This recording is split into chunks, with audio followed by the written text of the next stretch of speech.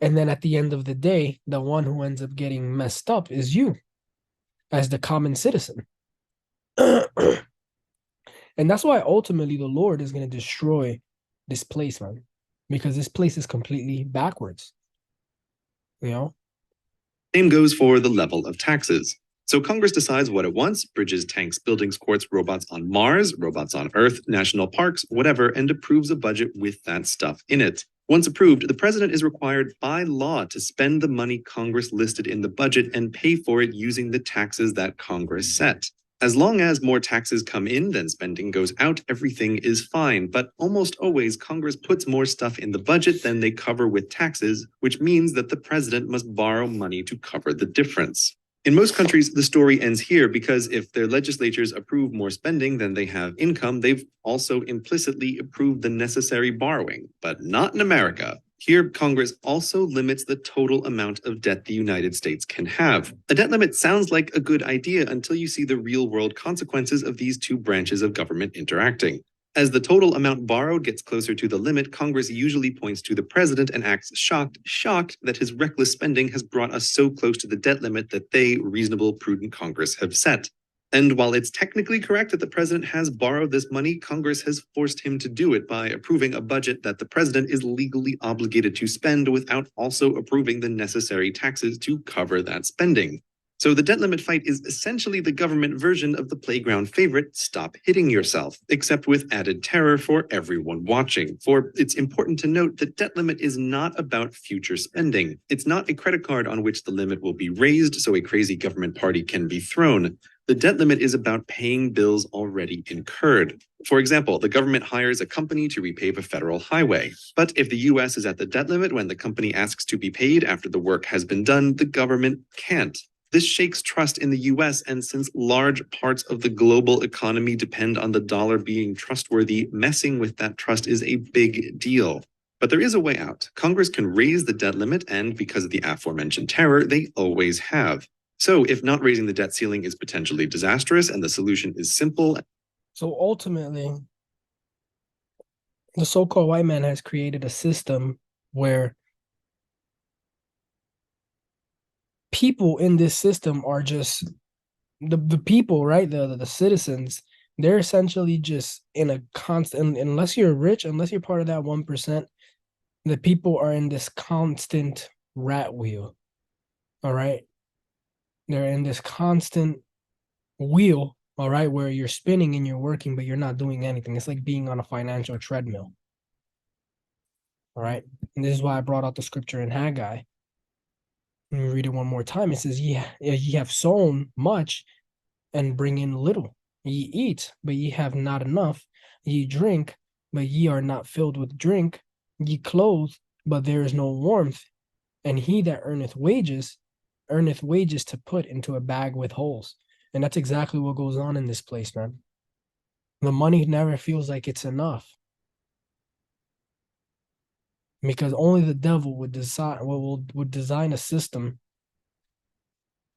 where you have to work, and then the government, before you even receive your money, gets about half of your check after taxes. This is another.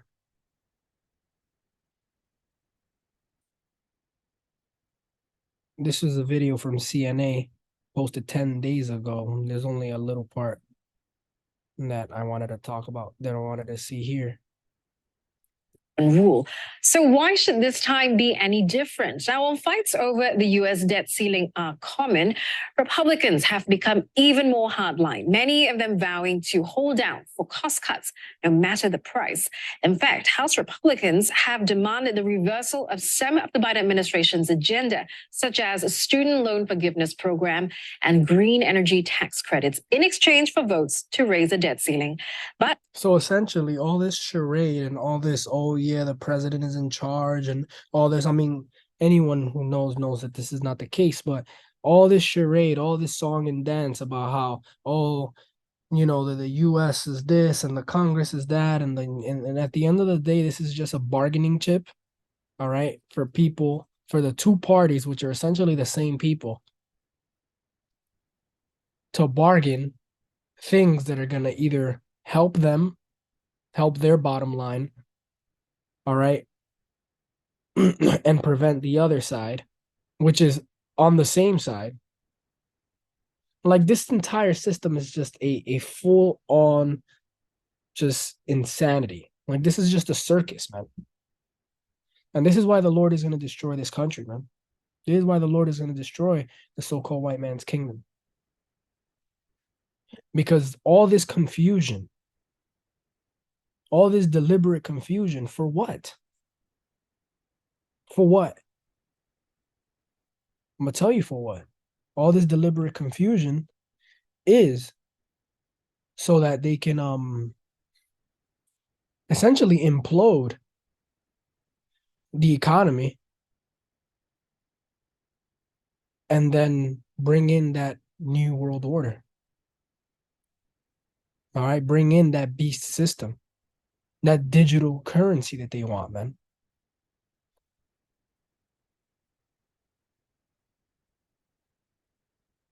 That's what they want. They want to bring in that digital currency so that they can control you. Democrats object to this and insist on a ceiling with no strings attached. House Democrats have taken a key step that could allow them to dodge Republican opposition and speed up a vote on debt ceiling increase. But they know it's a long shot, as the process is time consuming and rarely successful. Whatever it is, they will have to reach a decision soon as the so-called Date X looms. That is the day that the U.S. government would no longer be able to meet its financial obligations. It is a moving target. Treasury Secretary Janet Yellen says it's impossible to know exactly when the U.S. will run out of cash, but she's put the date as June 1st. A failure to come to an agreement to raise or suspend the debt ceiling would be catastrophic. Yellen added on Sunday that it will cause a steep economic downturn in the U.S. and that financial and economic chaos will ensue. Exactly. So that financial and economic chaos is by design. You know, Lord willing, it does happen, man. But that's what they want. They want that chaos to ensue so that when it does ensue, now they have a solution for us. Oh, we've got it. We found the solution. The solution is this digital currency, this digital system. And you know what? For stability's sake, the people are going to they're gonna take it. All right. They're gonna take it. They're gonna take it. This is First Thessalonians 5:3. It says, "For when they shall say peace and safety, then sudden destruction cometh upon them, as travail upon a woman, and they shall not escape." Exactly. The so-called white man is gonna come at them with this solution, man, and that solution is gonna be what? It's gonna be stability. It's gonna be peace. It's gonna be safety. All right. It's gonna be safety. There's going to be peace. But what does it say? It says, then sudden destruction cometh upon them as travail upon a woman with child, and they shall not escape.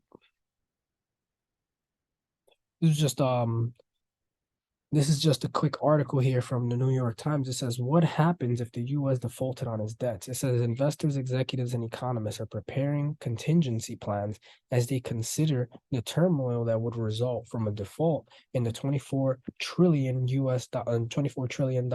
Treasury market. It says the U.S. Debt limit has been reached, and the Treasury Department is finding ways to save cash. After it runs out of maneuvers, what once seemed unfathomable could become reality. The U.S. defaults. The United States results what defaults what happens next. The far-reaching effects are hard to predict, from shockwaves in financial markets to bankruptcies, recession, potentially irreversible damage to the nation's long-held role at the center of the global economy. The probability of a default remains low, at least based on opposing lawmakers' assurances that a deal will be done to raise or suspend the debt limit, and the long odds implied by trading in certain financial markets. But as the day approaches when the United States begins to run out of cash to pay its bills, which could be as soon as June 1st, investors, executives, and economists around the world are gaming out what